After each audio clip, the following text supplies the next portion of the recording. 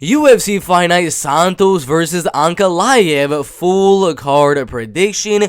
We got 14 fights on the card, 2 top 5 light heavyweights. Magomed Ankalaev only losing in the very last second by submission of Paul Craig. Has beaten some very solid opponents. Marcin Pereira by knockout, Dalcha Lungiambula by knockout, Laba by knockout twice, and then unanimous decision wins on Nikita Krylov and Volkan Oezdemir. He's fighting the Thiago Santos. We got Marlon Moraes, former title challenger, fighting Yadong Song. So Kusuf versus Alex Caceres, Khalil Roundtree, Carl Robertson. Short notice fight with Drew Dober and Terrence Mckinney. Bruno Silva and probably the greatest kickboxer of all time in Alex Pereira. Undefeated AJ Fletcher versus Matt Semmelsberger. Jillian Robertson and JJ Aldridge. Undefeated Javid Basharat versus Trevin Jones. Kirk, Damon Jackson, Sabina, Mazo, Miranda, Maverick, Dalcha, Lungiambula, Cody, Brundage, Guido, Cannetti, Kris, Moutinho, and Azamat, Murzakhanov, another undefeated guy versus Tafon and Nchukwi. So we've got a lot of undefeated guys on here that I'm definitely very, very hyped on. AJ Fletcher's very, very solid. Of course, Azamat Murzakhanov's a beast. Javi Basharat's a beast. Gonna be a very, very solid fight card in my opinion. I assume we're gonna see a lot of underdogs win, as there is a lot of close fights. There's a couple out there you can kind of predict out there that they're pretty easy predictions to make, but there's a lot of them under that minus 150 range that I do predict to be very, very close decisions. A lot of close fights on the card. Can't wait for it to happen. But yeah, we got the first fight right here in the UFC light heavyweight division. Tafon Nchukwi and Azamat Murzakhanov in the light heavyweight division. Now Azamat is a little bit older at 35 years old, 5 foot 10 inches tall, and a 71-inch reach. Even though he's that old, it really does not matter. The higher weight class is light heavyweight and the heavyweight division. The age doesn't really matter as much as it does in those lower weight classes, so that doesn't mean too much for me. The power that he does have, absolutely amazing, knocking out Mohammed Fakhreddin, and then Matthew Scheffel on the Contender Series also has a knockout win over Andre Muniz. That alone right there tells you a lot, because Andre Muniz, a man that has only lost to Azamat Murzakhanov in the last 10 years. Nobody else in the last 10 years besides Azamat Murzakhanov. He's a top 15 middleweight, and Azamat knocked him out in 50 seconds. The man has crazy power on the feet, likes to get your back to the cage and just start throwing bombs and knocking you out. Now, he likes to be the one on the front foot, coming forward, putting on the pressure towards you, because he tends to be the smaller opponent, the less lengthy opponent, so he really needs to go out there and try to close that distance if he's going to be able to land that shot, or maybe even land the takedown. And he's definitely going to have to do that here, because he's going to be 2 inches less in terms of height and have a 6-inch disadvantage in terms of reach. So the pressure of Azamat needs to be on point.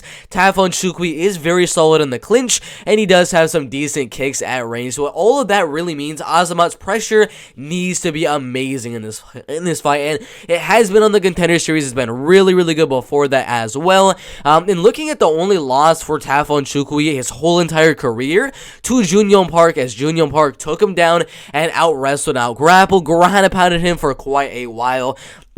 To be honest, I see the similar thing happening here. I don't really expect Azamat Murzakhanov to knock out Tafon Nchukwi on the feet, but I do actually expect a ground and pound TKO. The damage that Tafon took from Junyoung Park, who I believe is not as good of a wrestler and grappler as Azamat Murzakhanov, I think Azamat's going to put on that pressure, land some big shots on the feet, maybe wobble Tafon Nchukwi there, take him down, and ground and pack the heck out of him. I expect to see blood on Tafon Nchukwi's face, and I expect the ref to be like, oh, should I stop it, should I not? And eventually in the second or third round, once the ground and pound has accumulated, I believe that Azamat Murzakhanov will get the ground and pound TKO in the second or third round. Really good fight in the light heavyweight division. Guido Cannetti and Kris Moutinho in the bantamweight division, the lowest level of bantamweight fighters on the UFC roster. Now, my prediction, Guido Cannetti by knockout. I'm joking. Come on, guys. He barely got knocked out by Sean O'Malley. There's literally no way you are going to knock out a guy like Kris Moutinho, but oh wait, he's been knocked out by Johnny Campbell, he's been knocked out by Tony Gravely. I really don't understand. It makes no sense. How the chin that he showed in the Sean O'Malley fight was absolutely insane. and he gets knocked out by Johnny Campbell and then Tony Gravely, guys that aren't even strikers. It doesn't make any sense in my opinion. I think that is absolutely insane. I believe if Kris Moutinho is going to win, it's probably going to be a knockout on the feet. But it doesn't make sense how he took that much punishment on Sean O'Malley and just got knocked out by Johnny Campbell and Tony Gravely. It's mind-boggling in my opinion. But there's two paths to victory for both guys. Kris Moutinho defend the takedowns, keep the fight on the feet, and just outstrike Guido Cannetti to a decision, or land a good shot as Guido Cannetti is coming in and knocking him out. If Guido Cannetti is going to win, going to be wrestling and grappling. He is 42 years old, coming off losses to Marlon Chito Vera, Bottingero Dana, who's an absolute beast, and then Mana Martinez by a split decision. That's very, very interesting that he got a split decision with Mana Martinez. And even in the fight with Marlon Vera, even in that fight with Mana Martinez, his wrestling and grappling honestly was not that bad. He was landing the takedowns, controlling the fight on the ground for the most part.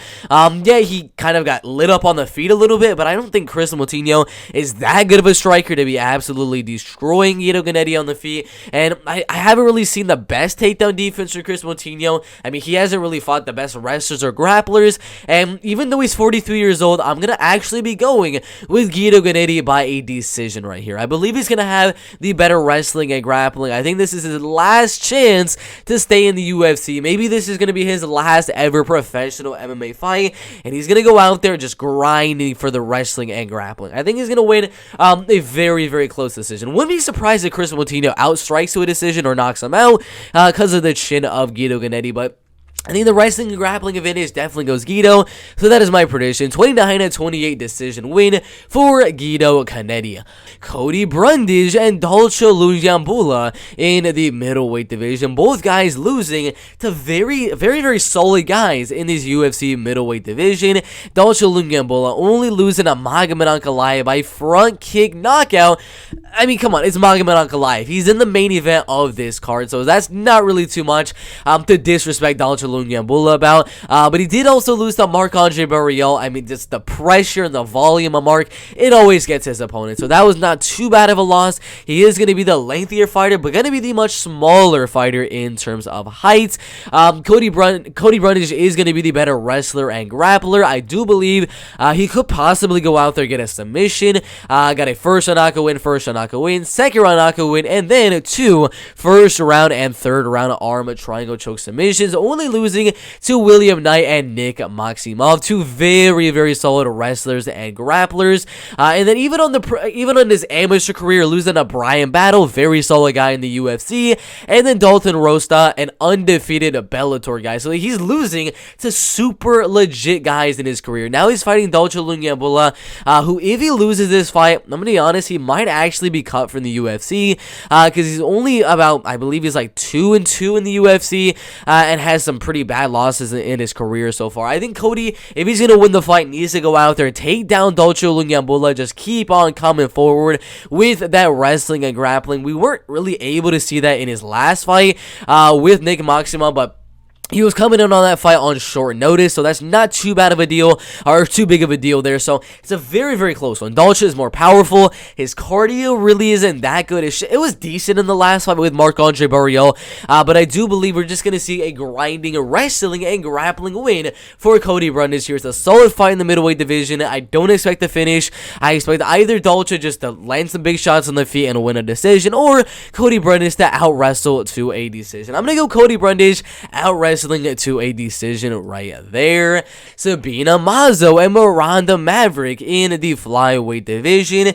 Miranda Maverick and Sabina Mazo, they're pretty much the same exact age at 24 and a half, almost 25 years old. Sabina Mazo, she needs to strike here. There's no way Sabina Mazo is going to win this fight if there is a lot of wrestling and grappling involved. She's going to have a crazy 4.5-inch reach advantage and a 4-inch height advantage. She's got very good kicks on the feet, getting submission submission win, surprisingly, on Justin Kish, decision win on JJ Aldridge, then a decision win on Shauna Dobson, but she did lose a dominant decision to Alexis Davis with heavy pressure and wrestling and grappling. Then she got submitted by Maria Agapova. I believe this is going to be a pretty easy fight for Miranda Maverick. If that fight's actually able to happen, where Maria Agapova is able to go out there, get a submission, yeah, it was after she caught Sabina Mazo, rocked her a little bit, then hopped on the rear naked. It doesn't really matter. I haven't really seen the takedown defense really be that good for Sabina Mazo. I mean, even in the fight before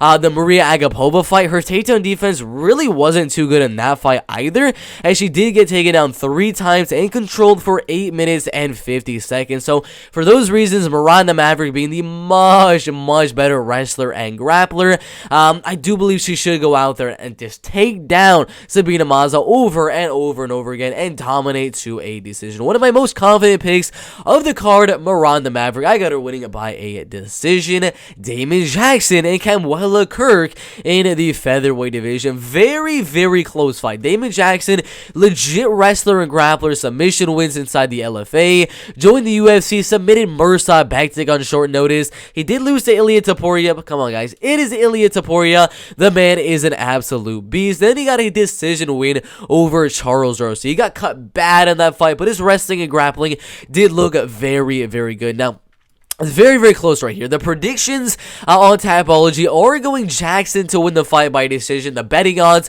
are pretty much 50-50 as of right now, if I can find it. Yeah, -112 and -108. It is literally a 50-50 fight, but it's going to be close. I definitely think it's going to be a close one. Kamwela Kirk is going to be the better striker, knocking out Guilherme Santos in the LFA, knocking out Daniel Swain in the LFA, and then getting a decision win on Mako Amirakani on short notice. That is all I really need to see here, because it was short notice. That's very impressive that you can go out there and beat a guy like Mako Amirakani on short notice. Now, if you look at the stats for that fight, the striking was very solid. Landed some pretty good shots on the feet in that one. Did go for a lot of submissions. He was very active from the bottom position. I mean, look at the amount of strikes he was able to land in that fight. I'm not talking significant strikes. They're just little ground and pound shots, but he's very active even on the ground, landing 28 strikes to 20 on the feet, and then landing 100 to 25 when it comes to ground and pound. Now, even though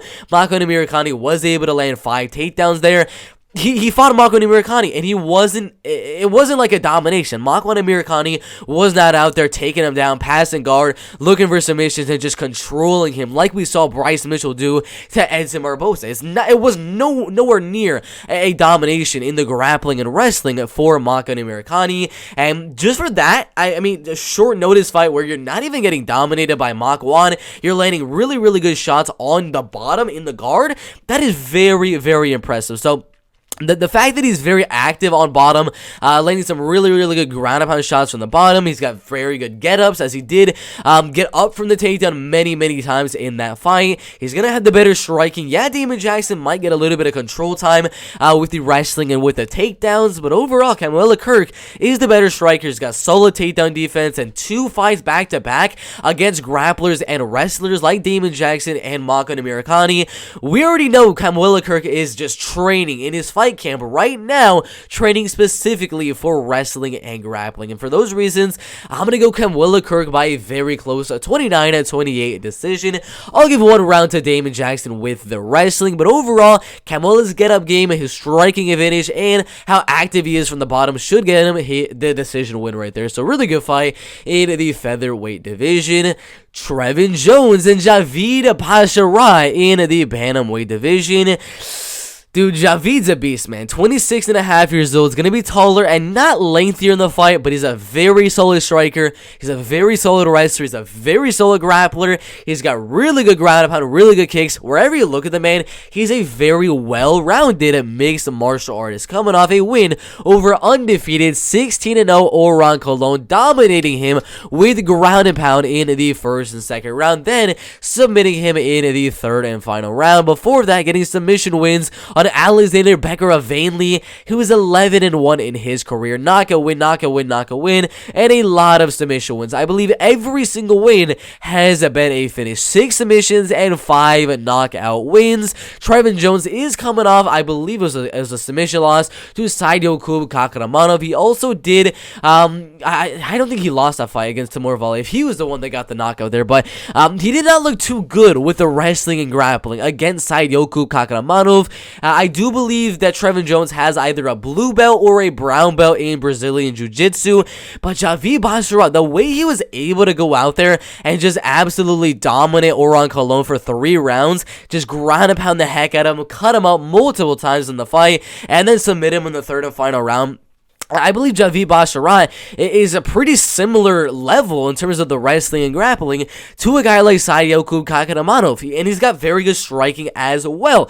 And for those reasons, I believe even on the ground, Javi Basharat will have the advantage. On the feet, maybe I'll give the power advantage to Trevin Jones, but the volume advantage to Javi Basharat. So it'll be a good fight here. I'm surprised Javi Basharat is this low of a favorite. I would say he should be a much bigger favorite because he's literally better wherever the fight does go. So I'm going to go submission win in the 2nd or 3rd round, but would not be surprised if we see a ground and pound TKO either. Really good fight in the bantamweight division. JJ Aldrich and Jillian Robertson in the flyweight division. Jillian Robertson, 26.5 years old. JJ Aldrich, 29.5 years old. But the one thing we really got to look at is going to be the reach advantage. Right there, about 4.5 inches for JJ Aldrich in her advantage. Jillian Robertson needs the fight to go to the ground. She's got really solid wins over Priscilla Kachkohera by submission, Poliana Botello unanimous decision, Courtney Casey by rear naked choke submission, but she did lose to Tyler Santos and Miranda Maverick, both by unanimous decision. Both of those girls were just better wrestlers. Jillian Robertson is a very good jiu-jitsu type of fighter, but if she's going against a better wrestler, she's probably going to lose the fight. Now, I'm not saying JJ Aldrich is going to be the better wrestler, but the only real ways you're going to beat a girl like Jillian Robertson is either to out-wrestle her, because you're going to have that takedown defense and be able to stay on top and just ground and pound her for the win, or you need to have very, very good takedown defense and be able to keep the fight on the feet. That's kind of what Macy Barber was able to do, because she did have very solid takedown defense and ended up beating her on the feet. But it's going to be a very interesting fight. I mean, I expect it to be a very 50-51. I expect whoever wins to be a pretty dominant 30-27 decision, because if Jillian Robertson wins, I believe she's probably going to dominate the fight in the wrestling and grappling to a decision. If JJ Aldrich wins, it's going to be a dominant striking match where she's going to defend the takedowns and outstrike Jillian Robertson for 3 straight rounds. She does have more volume, about by double right there. Striking accuracy does go Jillian Robertson, but they're kind of taking that into effect with her ground and pound as well, so I don't really take too much right there. Strike absorbed again is kind of inflated because Jillian Robertson does get the takedown where she's not really getting hit too much. The defensive striking definitely going JJ Aldrich right there. Jillian, of course, having the better wrestling as well, but JJ Aldrich, I think she's got solid takedown defense. It's not like super good, but 68% is very, very solid for the UFC women's flyweight division. Only girls that were able to take down JJ Aldrich were Poliana Viana, Juliana Lima, and then Lauren Mueller. Lauren Mueller, how long did she control her? 21 seconds. That's barely anything. Against Poliana Viana, how long did she control her? About 1 minute right there. So the people that are able to take down JJ Aldrich aren't really able to control her that much. Juliana Lima was the only girl, and that was a very, very long time ago, back in 2016. I believe her takedown defense has improved significantly since then, because she has not been controlled for more than a minute and a half in the last 5 to 6 years. So I believe the fight stays on the feet. I believe JJ Aldrich's takedown defense since 2016 in the fight with Juliana Lima, her takedown defense is just getting better and better, and her being the better striker, more volume, more power even, I'm going to go the underdog here. I believe JJ Aldrich wins the fight by unanimous decision right there. Really good fight in the women's flyweight division. Matthew Semelsberger and AJ Fletcher in the welterweight division. Now, a lot of people are looking at the betting odds right here for minus 250 on Matthew Semelsberger. They're saying that's a little bit too much. I'm gonna be honest, it's right where it needs to be. The first thing we got to look at is the height and reach advantage. That is absolutely insane. That Matthew Semelsberger is 8 inches longer than AJ Fletcher. That is absolutely insane advantage in terms of the height and reach. 2 inches are actually 3 inches in height as well right there. The age doesn't really matter too much, but Semelsberger has shown to have amazing striking, knocking out Martin Sano, knocking out Jason Witt, beating Carlton Minus by unanimous decision, and then getting a lot of wins on the regional scene. Only losing to Chaos Williams, who we've seen to be one of the best strikers in this welterweight division. He's got a lot of power over there. So AJ Fletcher, being the lot smaller guy, a lot less in terms of reach, he needs to pressure the heck out of Matthew Semelsberger, and he needs to throw something like that flying knee or take the fight down, out wrestle and out grapple Matthew Semelsberger. That's the only way I really see AJ Fletcher winning this fight, is if he lands another crazy flying knee or if he can out wrestle and out grapple Matthew Semelsberger. But I mean, come on, Matthew Semelsberger, he played football in high school, and I believe he did in college as well. His wrestling looked really good in that Carlton Minus fight. He's got solid takedown defense. I'm pretty sure he hasn't been taken down once inside of the UFC. I would not be surprised. We can make sure. I just checked the stats really quick, but I'm pretty sure Matthew Semelsberger, 100% takedown defense. I don't see this fight going anywhere on the ground. If it's striking, Matthew being taller, lengthier, more powerful, just the overall better boxer, should definitely win the fight. I'm gonna go. It's tough because undefeated fighters don't really get knocked out that much. They kind of lose just decisions. His only losses on the regional scene were also decisions, so it's tough. I can definitely see a knockout win here with the power that Matthew Semelsberger has been showing in the Martin Sano fight, in the Jason Witt fight, but I'm gonna go decision. I'm gonna go Matthew Semelsberger by a decision right there. Really good fight in the welterweight division. Bruno Silva and Alex Pereira in the middleweight division.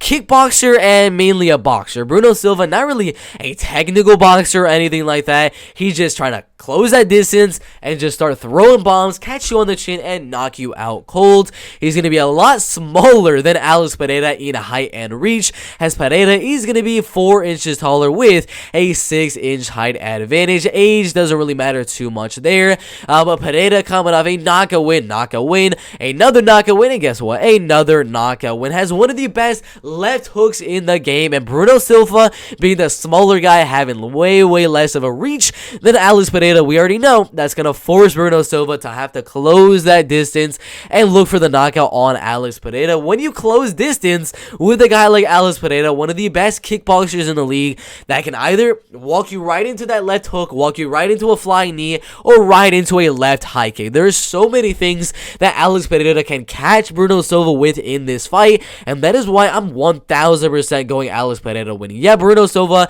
showed really good power, knocking out Jordan Wright, Andrew Sanchez, and Wellington Turman, but not enough. Alex Pereira, taller, lengthier, the better striker, obviously. He's going to either catch him coming in with that left hook or a head kick in the first or second round. Really good fight there in the UFC middleweight division. Drew Dober and Terrence McKinney in the lightweight division. Very good fight. It is the only short notice fight for UFC Fight Night, Santos versus Ankalaev. Terrence McKinney is going to be the better wrestler. He's going to be the better grappler. He's going to be the taller fighter, the lengthier fighter. There's a lot of advantages going Terrence T-Rex McKinney in this fight, except for the fact that he is coming in on short notice, but I don't take that one too much into account because he did just fight on February 26th, which was about 2 weeks from this fight actually happening. So it's not really too much time for Terrence McKinney, but I mean, he fought 2 weeks ago, so he's not really going to come in there on crazy short notice or anything like that. I believe the striking advantage does go Drew Dober slightly. I believe he's got a little bit more volume than Terrence McKinney. Maybe Terrence has a little bit better one-punch power than Drew Dober, Dober, but Terrence, his main path to victory here is to kind of do what of course Islam Makhachev did and take him down over and over and over again and try to wrestle and grapple to a decision win or submit him in the later rounds. Brad Riddell, even in that fight, I'm pretty sure, if I'm remembering correctly, Brad Riddell, I believe, landed a takedown or two in that fight. Look right there.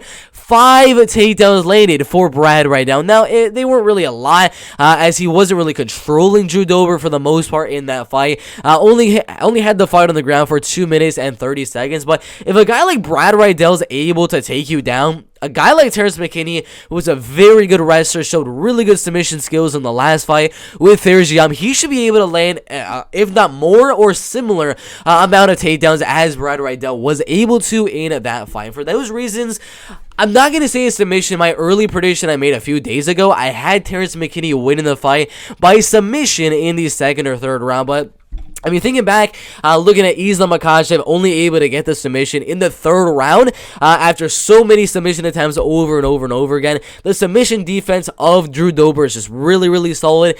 I actually expect the fight to go to a decision. I think Terrence McKinney is going to use the takedowns every now and then, mix them in, maybe look for the submission, look for some ground pound, look for the finish, but I don't think he's going to get it. Drew Dober is a very tough guy, hard to finish. Only guys that are able to do that are like in the top 10, top 5 of the UFC lightweight division. So I believe Terrence McKinney is going to keep the striking very, very even, kind of laying some big shots every now and then on the feet, mixing the takedowns. It's going to be a very, very close fight here in the lightweight division, but I'm going to go Terrence McKinney, the 2-1 underdog, to win the fight by a 29-28 decision. Really, really good fight in the UFC lightweight division. Khalil Roundtree and Carl Robertson in the light heavyweight division.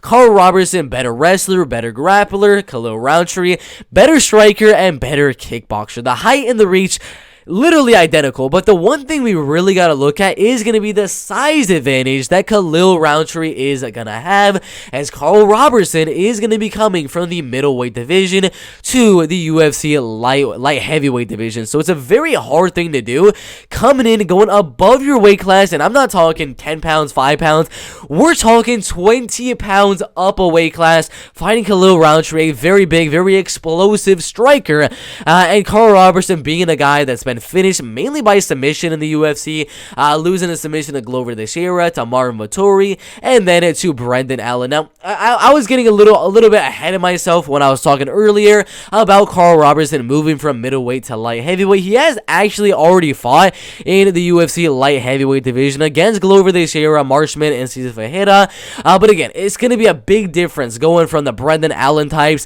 the Marvin Vettoris, all of those guys in the middleweight division, and fighting a very, very big guy in Khalil Roundtree right here. I believe Khalil is going to be the better striker. I mean, coming off that crazy knockout win on Modestas Bukauskas, just destroying his ACL, MCL, whatever the case may be, but I do believe he's going to be the better striker here. The takedown defense of Khalil Roundtree, I mean, it isn't really the best, and that is why I'm not going to be too confident going either way on any one of these guys, because the takedown offense of Carl Robertson isn't really the 100% the best, and the takedown defense of Khalil Roundtree really is not the best as well.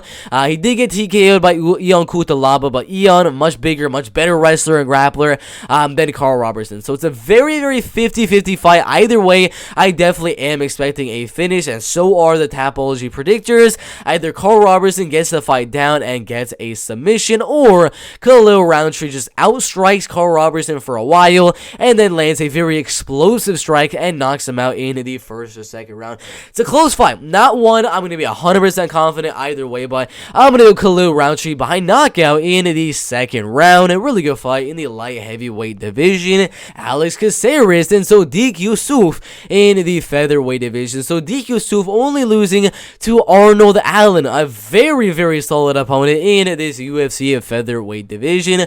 Before that, beating Andre Fili. Before that, beating Gabriel Benitez, Shayman Moraes, and then Suman Mokhtarian right there. This is a very, very close fight. Alex Caceres is going to be the better grappler. He's going to be taller. He's going to be lengthier. He's going to be a lot more experienced than Sodiq Yusuf. There's a lot of things going for Alex Caceres here, and that is why it is going to be be a very, very close fight. Both Caceres and Yusuf has very good wins in the UFC, but look at that win streak for Alex Caceres, beating Steven Peterson, beating Chase Hooper, Austin Springer, Kevin Kroom, and then Sung Woo Choi, a very, very good win right there. I believe the wrestling and grappling is going to be amazing for Alex Caceres in this fight, but again, the striking advantage definitely is going to go Sodiq Yusuff. Sodiq throws more volume, he's got the better boxing, he's got more power in his hands, and overall, if the fight does stay on the feet for 3 rounds, yeah, I'm going to go Sodiq Yusuff to win the fight by a decision right there. But there is that crazy factor of Alex Caceres. He could land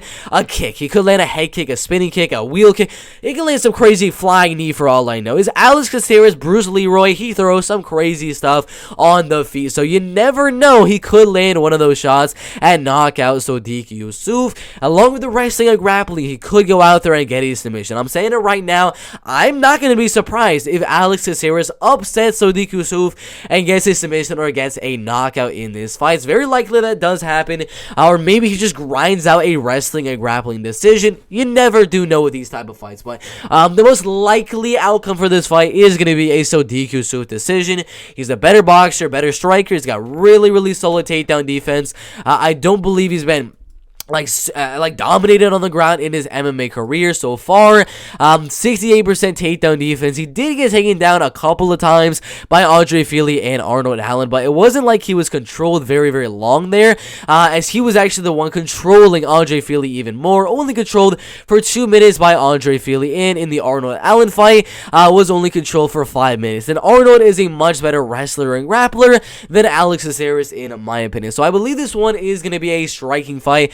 Definitely a good chance Alex Caceres wins, but most likely we got a Sodiq Yusuff unanimous decision right there in the featherweight division. Marlon Moraes and Yadong Song in the bantamweight division. Yadong Song getting wins over Marlon Chito Vera, a draw with Cody Damon, a win over Casey Kenny, and a win over Julio Arce, only losing to Kyler Phillips, and that was a crazy win for Kyler Phillips. He is very young in his MMA career at 24 years old, gonna be 2 inches taller and have a half-inch reach advantage.